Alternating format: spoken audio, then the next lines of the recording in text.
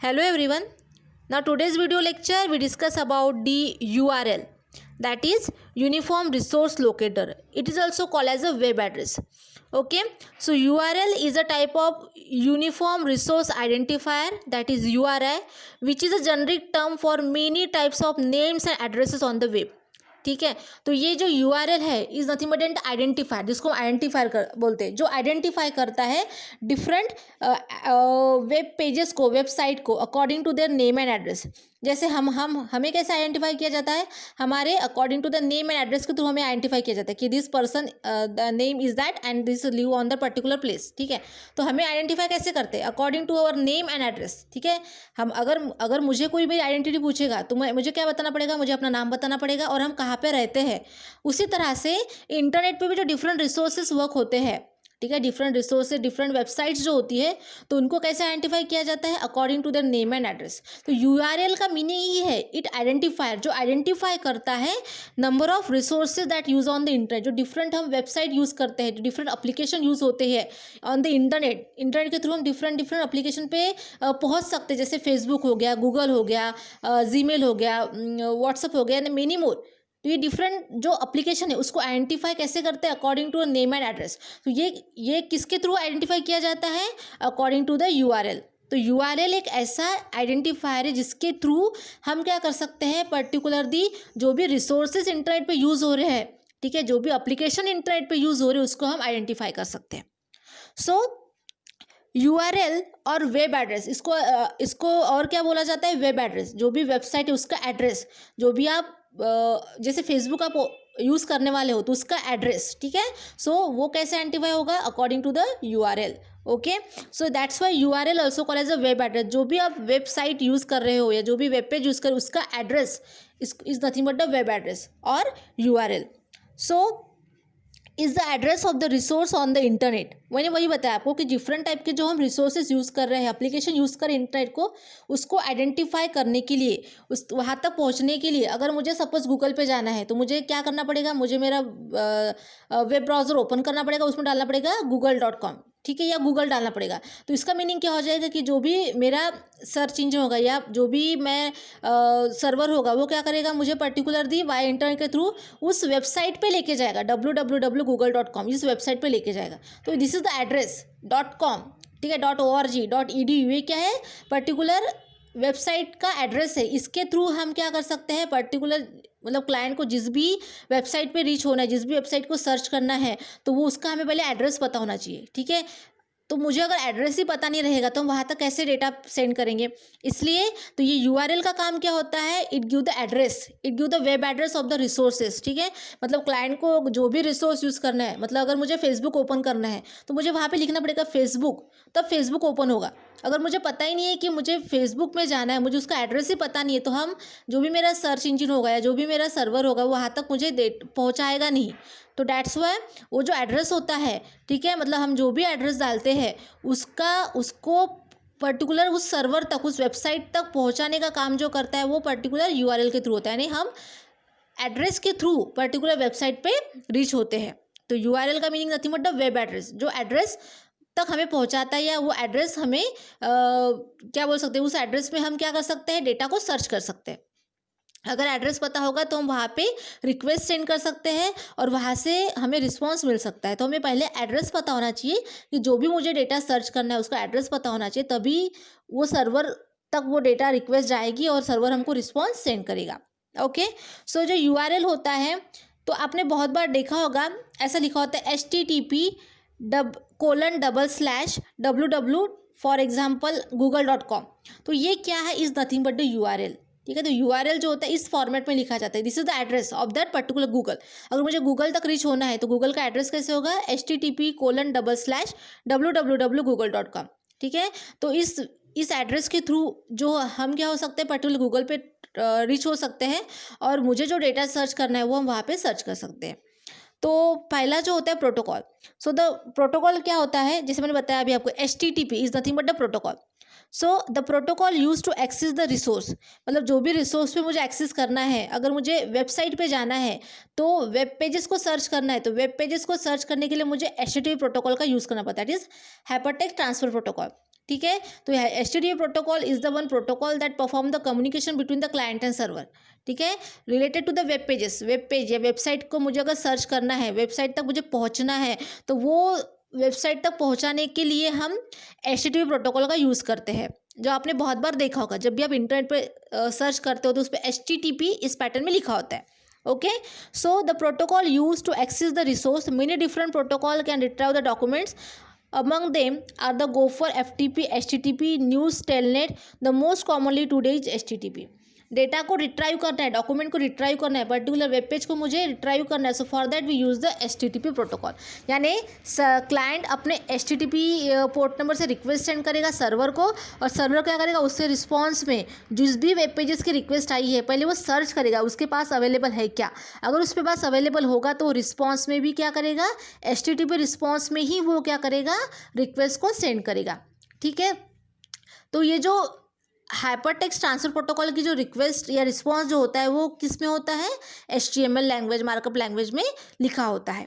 ठीक है, so the protocol का मीनिंग क्या होता है, the protocol to access the resource, उस रिसोर्स को, उस डॉक्यूमेंट को रिट्राइव करने के लिए हम HTTP प्रोटोकॉल का यूज़ करते हैं। देन उसके बाद आता है होस्ट। ठीक है, तो होस्ट क्या होता है यहाँ पे, so the host is the location of the server. Okay, so that is IP address of the IP address और द डोमेन नेम। तो जो भी है, जैसे मेरा फेसबुक है, फेसबुक क्या है, ये मेरा होस्ट है, तो उसका IP एड्रेस, उसका domain name, okay, is nothing but the host. Host is the location of the server. ठीक है, ये क्या बताता है, सर्वर का लोकेशन बताता है कि किस सर्वर तक मुझे जाना है, कैसे सर्वर तक जाना है मुझे, लोकेशन क्या है उसका। Okay, web pages are usually stored in the computer and computer are given domain name aliases that usually begin with the character www। ठीक है, तो is nothing but a domain name. जैसे आपको अगर फेसबुक सर्च करना है तो आप क्या करोगे, www.facebook.com। तो ये www जो होता है is nothing but a location of the server. वो सर्वर तक पहुंचाता है कि आपको फेसबुक में जाना है, गूगल में जाना है, ट्विटर में जाना है, अपनी व्हाट्सएप में जाना है, कहाँ पे जाना है। तो ये जो www जो होता है is nothing but the, we can say that the host. Okay, so host is nothing but the location of the server, जो सर्वर का लोकेशन बताता है कि आपको कहाँ जाना है, किस लोकेशन पे आपको ट्रैवर्स करना है, किस लोकेशन पे आपको सर्च करना है। उसके बाद आता है port number. So port number on the server, so ये जो होता है पोर्ट नंबर, ये क्या होता है, आपका ऑप्शनल होता है। ओके, ये आपको मतलब शो नहीं किया जाएगा। So if the port is included it is inserted between the host and the path. Okay, तो ये जो पोर्ट नंबर होता है अगर इंक्लूडेड है, मतलब जैसे मैं बताती हूँ ना कि हमारे कंप्यूटर से अगर कोई रिक्वेस्ट जा रही है, फॉर एग्जांपल मेरे कंप्यूटर से अगर कोई रिक्वेस्ट जा रही है तो वो जिस भी एप्लीकेशन से वो रिक्वेस्ट जा रही है उसका पोर्ट नंबर रहेगा। अगर मैं व्हाट्सअप से हाय सेंड कर रही हूँ किसी को, तो मेरे व्हाट्सअप का पोर्ट नंबर जाएगा पर्टिकुलर होस्ट के बाद, मतलब जो होस्ट और पाथ के बीच में हम पोर्ट नंबर का यूज़ करते हैं। ठीक है, तो मेरे कंप्यूटर में तो बहुत सारी एप्लीकेशन है ना, तो किस में से रिक्वेस्ट मुझे सेंड करना है, व्हाट्सअप से रिक्वेस्ट सेंड करना है। So here we send the port number of the WhatsApp. ठीक है, सो जब सर्वर पीसी पे वो रिक्वेस्ट जाएगी, सर्वर पीसी के या मोबाइल के व्हाट्सअप पे वो रिक्वेस्ट जाएगी, क्योंकि सर जैसे मेरे कंप्यूटर में बहुत सारी एप्लीकेशन रन होती है, उसी तरह से सर्वर के कंप्यूटर में, सर्वर के मोबाइल में भी बहुत सारी एप्लीकेशन रन होती है। तो ये कैसे पता चलेगा हमें कि ये जो रिक्वेस्ट आई है वो किस एप्लीकेशन के लिए आई है, according to the port number. तो port number is nothing but identifier, जिसके थ्रू हम आइडेंटिफाई कर सकते हैं कि ये रिक्वेस्ट मेरे जो सर्वर की जो number of process application running हो रही है उसमें से किस एप्लीकेशन के लिए रिक्वेस्ट आई है।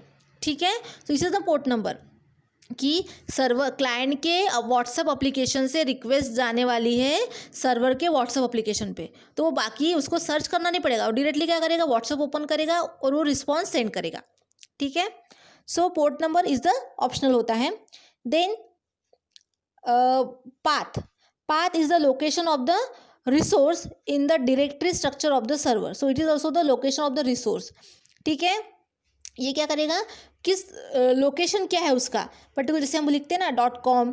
ठीक है, सो इस तरह से क्या करता है, पाथ जो होता है it also nothing but the location of the resource in the directory structure of the server. तो सर्वर का जो लोकेशन होगा उसका डायरेक्टरी स्ट्रक्चर क्या है, वो एजुकेशनल है, .com है, org क्या है। सो इन दैट पैटर्न हम क्या करते हैं, पाथ को रिप्रेजेंट करते हैं। So this are the components that use in the URL। ठीक है, तो आप देख सकते हैं protocol, then colon / host colon port / और पाथ। ठीक है, तो आप यहाँ पे देख सकते हो, जैसे मैंने अभी आपको बताया एग्जांपल क्या होगा, http://www.sun.com is the anatomy of the address. ठीक है, सो ये है आपका एड्रेस। इस पैटर्न में आपका एड्रेस जाएगा सर्वर के पास, तो सर्वर को पता चलेगा कि जो रिक्वेस्ट है किसके लिए आई है, sun.com के लिए आई है। तो सर्वर क्या करेगा, उसके पास जो नंबर ऑफ वेब पेजेस है उसमें से sun.com ये वेब पेज ओपन करेगा और यूज़र ने जो भी रिक्वेस्ट किया है उसका रिस्पॉन्स उसको सेंड करेगा। ठीक है, तो इसमें जो .com है is on the type of site, ये किस टाइप की साइट है, .com है, .org, .edu है, this is the type of site बताता है। Then Sun, it is the organization name. ठीक है, जैसे मैंने बताया ना गूगल क्या है, फेसबुक है, it is the organization name, particular application name, company name. Okay, this nothing but the organization name. उसके बाद www ये क्या है, the mention the name of the server, ये सर्वर का नेम मेंशन करता है। ठीक है, nothing but the location of the server. Okay, location जिसको हम बोलते हैं host. Okay, it mention the name of the server. उसके बाद आता है HTTP, so indicates the file transfer take place by HTTP, यानी इसका मतलब क्या होता है कि जो भी क्लाइंट रिक्वेस्ट सेंड करता है सर्वर को, it means that it send some request, it send some file, या सर्वर कोई रिस्पॉन्स सेंड करता है क्लाइंट को तो इट सेंड सम फाइल। तो ये किसके थ्रू हो रहा है, ये कम्युनिकेशन करवाता है with the help of HTTP protocol. ठीक है, तो this are the anatomy of the URL, that is uniform resource locator address. So URL क्या होता है, is nothing but the web address of the resources that we use in the internet. Okay, और जिसके through हम client और server के बीच में कम्युनिकेशन होता है। क्लाइंट अगर कोई रिक्वेस्ट सेंड करता है तो सर्वर क्या करेगा, पहले चेक करेगा उसके पास अवेलेबल है क्या, अगर अवेलेबल होगी तो वो उसको रिस्पॉन्स में सेंड करता है। और ये जो फाइल ट्रांसफरिंग जो होता है, या कम्युनिकेशन जो होता है यहाँ पे वाया HTTP प्रोटोकॉल के थ्रू हम यहाँ पे परफॉर्म करते हैं। ठीक है, then next concept is the architecture of world wide web, that is WWW। अब इसमें देखो, so today the WWW that is world wide web is the distributed client server service. It is a client server service, that is client and server के बीच में communication अगर करवाना है, so here we use the particular the architecture of the world wide web is the distributed client server service. So service provided is a distributed over many location called the site. ये जो service होती है different website है। अगर मुझे कोई data search करना है, अगर हम गूगल पे डालते हैं what is the meaning of the world wide web, तो उससे रिलेटेड कितनी सारी वेबसाइट आपको दिखेगी। ठीक है, नंबर ऑफ वेबसाइट अवेलेबल होती है। ठीक है, तो फिर आपको जो वेबसाइट से डेटा सर्च करना है वहाँ से डेटा को सर्च कर सकते हो। सो वही बताया इसमें कि जो today the service provided is distributed over the many locations call as a site. Okay, so different service distributor होते हैं जो आपको इन्फॉर्मेशन प्रोवाइड करना चाहते हैं। तो डिफरेंट वेबसाइट जो होती है क्रिएट होती है related to the same data. अगर मुझे वेब मीन्स व्हाट ये अगर सर्च करते हैं गूगल पे तो उससे रिलेटेड कितनी सारी वेबसाइट आएगी जो इसके डेफिनेशन बताएगी, इसका इंपॉर्टेंस बताएगी, इसका हिस्ट्री बताती है। Okay, so each site holds one और मोर डॉक्यूमेंट्स। हर एक साइट में क्या होता है, वन और मोर डॉक्यूमेंट। जैसे अगर मुझे सर्च करना what is the web page, तो वेब पेज से रिलेटेड बहुत सारी वेबसाइट गूगल पे दिखेगी। अगर आप किसी वेबसाइट पे ओपन करते हो पर्टिकुलर, तो उसमें डेफिनेशन दिया रहेगा उसका वेब पेज क्या होता है। फिर वहाँ पे और एक पेज, नेक्स्ट पेज होगा, उसकी हिस्ट्री क्या है, उसका एप्लीकेशन क्या है। तो नंबर ऑफ वेब पेजेस हर एक वेबसाइट में क्या होते हैं, अलोकेटेड किए होते हैं। ठीक है, so client send a request to its browser to the server using HTTP protocol.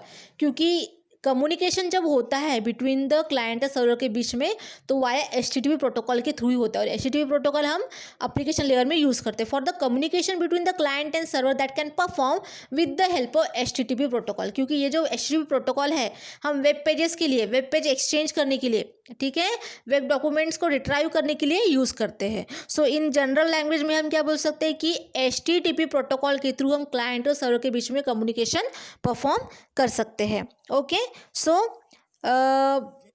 Which specify the web browser and web server communication, जो मैंने अभी बताया कि कम्युनिकेशन परफॉर्म कराता है, which specify the way the browser and the web server communication, that is client और server, client का browser और सर्वर का ब्राउज़र के बीच में कम्युनिकेशन परफॉर्म करवाता है। Then the server receive request using HTTP protocol, it check it search for the requested web page, if found it return it back to the web browser and close the HTTP connection. वही मैंने बताया आपको कि जैसे ही request आती है client से कि मुझे पर्टिकुलर ये डेटा चाहिए, जब क्लाइंट अपने ब्राउज़र से HTTP रिक्वेस्ट सेंड करता है सर्वर को, तो सर्वर क्या करता है, जैसे ही उसको रिक्वेस्ट मिलती है तो सर्वर क्या करेगा, अपने पहले वो चेक करता है कि जो भी रिक्वेस्ट आई है पर्टिकुलर वेब पेज के लिए कि मुझे ये वेब पेज चाहिए, वो अपने इसमें देखता है सिनेरियो में अवेलेबल है क्या। अगर उसके पास अवेलेबल है तो क्या करेगा, वो रिस्पॉन्स में वो जो उसने रिक्वेस्ट की थी कि मुझे ये डेटा चाहिए, वो वेब पेज चाहिए, तो वो सर्वर क्या करेगा, वो वेब पेज उसको क्लाइंट को सेंड करेगा, और सेंड होने के बाद वो क्या करेगा, क्लोज द HTTP कनेक्शन को क्लोज करता है। ठीक है, अगर उसके पास वो पर्टिकुलर वेब पेज अवेलेबल नहीं है, ठीक है, तो वो क्या सेंड करता है, रिस्पॉन्स में क्या सेंड करता है, 404 data not found, web page not found, इस तरह से वो एक मैसेज सेंड करता है। अगर उसके पास रिक्वेस्टेड वेब पेज है, जो भी क्लाइंट ने रिक्वेस्ट किया था वेब पेज, अगर उसके पास अवेलेबल है तो वो क्या करेगा, वो वेब पेज सेंड करेगा, उसका रिस्पॉन्स में वो वेब पेज सेंड करेगा। अगर उसके पास वो वेब पेज अवेलेबल नहीं है, कुछ ऐसा डेटा होता है जो सर्वर के पास अवेलेबल नहीं होता है, या कुछ ऐसी वेबसाइट्स होती है जो सर्वर के पास अवेलेबल नहीं है या ब्लॉक की गई है, तो ऐसी सिचुएशन में सर्वर क्या करता है, 404 डेटा नॉट फाउंड और वेब पेज नॉट फाउंड, इस तरह की रिस्पॉन्स सेंड करता है क्लाइंट को। Okay, so now the browser receive the web page, it interpret it, display the content of web page in the web browser window। तो ये जो रिक्वेस्टेड डेटा जब क्लाइंट को मिलता है तो उसके क्लाइंट के वेब ब्राउज़र विंडो में वो डिस्प्ले होता है। ठीक है, क्योंकि क्लाइंट अपने ब्राउज़र से रिक्वेस्ट सेंड करता है तो सर्वर अपने ब्राउज़र से उसको रिस्पॉन्स सेंड करता है, तो रिस्पॉन्स या रिक्वेस्ट जो जा रही है वो ब्राउज़र के थ्रू जा रही है, one browser to another browser. तो जैसे ही रिस्पॉन्स सर्वर टू क्लाइंट के पास आता है तो क्लाइंट के वेब ब्राउज़र में वो जो पेज है या वेब पेज जो भी उसने रिक्वेस्ट किया था वो डिस्प्ले होता है। ओके, सो यहाँ पे आप डायग्राम देख सकते हो, इसमें www का वर्किंग कैसा है, वर्ल्ड वाइड वेब का वर्किंग कैसा है, तो जिसमें देख सकते हो आप क्लाइंट है, सर्वर है। ओके, यहाँ पे दो साइट यूज़ की है at the server side, site 1 site 2। Okay, so अब यहाँ पे देखो क्या होता है, the main web document and the images are stored in the 2 separate file. यहाँ पे एक्स और वाई जो दो फाइल बताई है, तो एक जो वेब डॉक्यूमेंट है जिसमें सॉरी हाँ, तो the main web document and the image are stored, एक जो है एक्स है जिसमें आपका मेन डॉक्यूमेंट है, वेब डॉक्यूमेंट है, और वाई जो वाई जो डेटा है उसमें क्या है, फाइल जो है उसमें क्या है, इमेज है। Okay, so the main web document and the image are stored in the 2 separate file. यहाँ पे जो दो फाइल दिखाई गई है एक्स और वाई, तो फाइल एक्स में मेन डॉक्यूमेंट है जो मेन इंपॉर्टेंट वेब डॉक्यूमेंट है, और जो फाइल वाई है उसमें क्या है, आपका इमेजेस रिलेटेड डॉक्यूमेंट है, और we can say that images are stored. ठीक है, and the reference text file is stored in the another site, और उससे रिलेटेड जो रेफरेंस फाइल है वो किस पे है, साइट 2 पे अवेलेबल है। ठीक है, इसलिए यहाँ पे लिखा है एक्स वाई एंड जेड, तो एक्स और वाई ये दो जो फाइल है वो साइट 1 के पास है, और फाइल जेड जो है जिस is a reference text file are present into the site 2। ठीक है, जो एक्स फाइल है उसमें आपका मेन वेब डॉक्यूमेंट है, वाई फाइल में क्या है, इमेजेस है, इमेजेस रिलेटेड डेटा है, और जो आपका जेड है उसमें रेफरेंस टेक्स्ट फाइल है लेकिन वो दूसरे साइट पे प्रेजेंट है। ऐसा भी होता है कि एक ही साइट पे अगर पूरा डेटा नहीं होता तो दूसरे साइट पे भी वो अवेलेबल होता है। हम करते हैं ना सर्च कि पर्टिकुलर डेटा अगर मुझे एक साइट पे प्रॉपर नहीं मिलता तो दूसरे साइट को भी सर्च करते हैं उसी तरह से।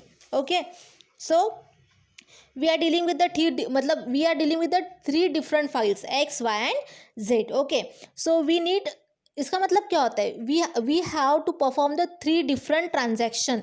Okay, so if you want to see the main document, if you want to see the whole document, then the transaction request and response retrieve the copy of the main document file X. अगर मुझे main document देखना है, main website देखना है, तो मुझे request send करनी पड़ेगी साइट 1 को फॉर द एक्स फाइल के लिए। ओके, तो उसके रिस्पॉन्स में वो क्या करेगा, एक्स फाइल जो मेन डॉक्यूमेंट है वो प्रोवाइड करेगा क्लाइंट को।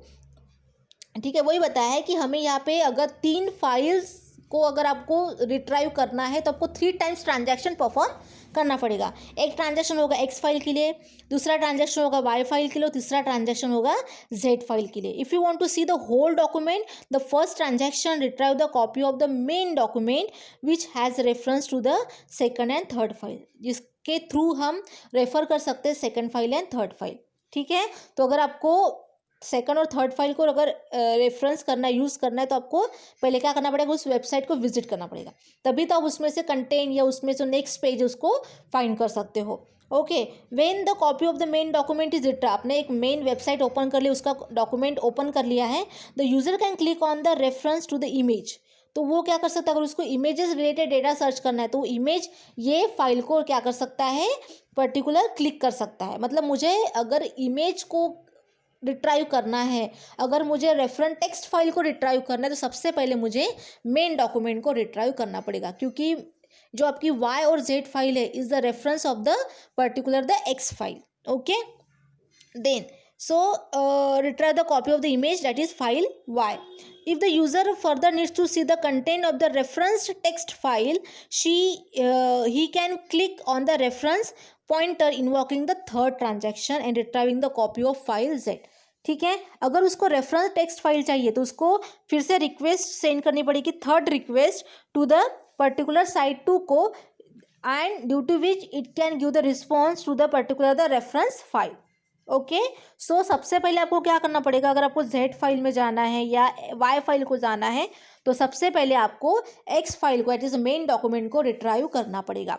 इसका मैंने मतलब वही है कि आर्किटेक्चर जो है पर्टिकुलर, जैसे मैंने बताया था कि एक वेब पेज के अंदर नंबर ऑफ लिंक्स होती है।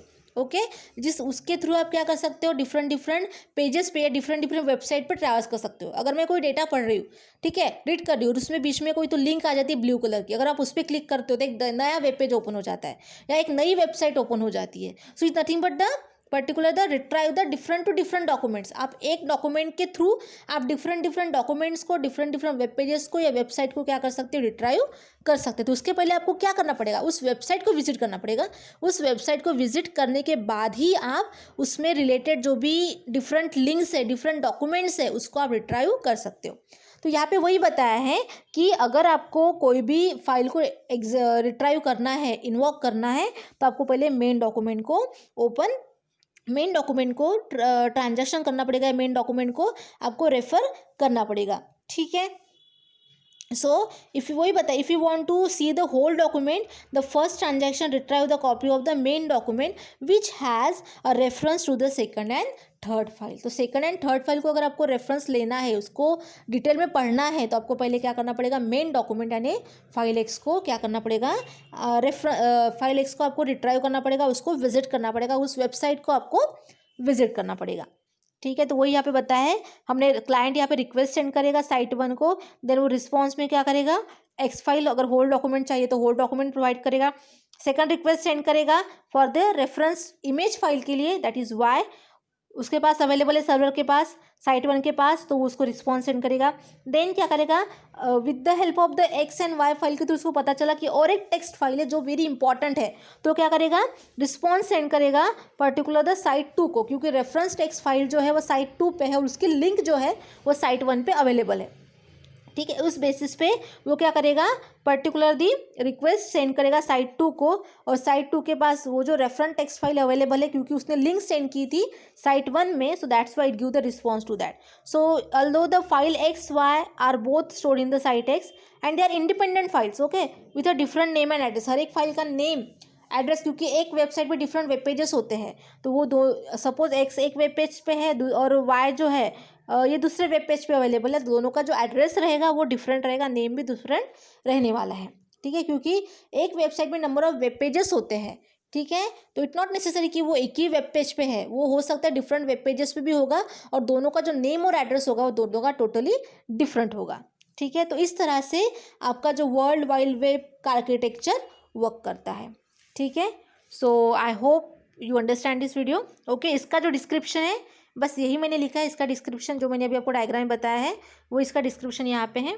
ठीक है, आप एक बार पढ़ लो, समझ में आ जाएगा। So this is nothing but the architecture of world wide web. Okay, so I hope you understand this video. Thank you.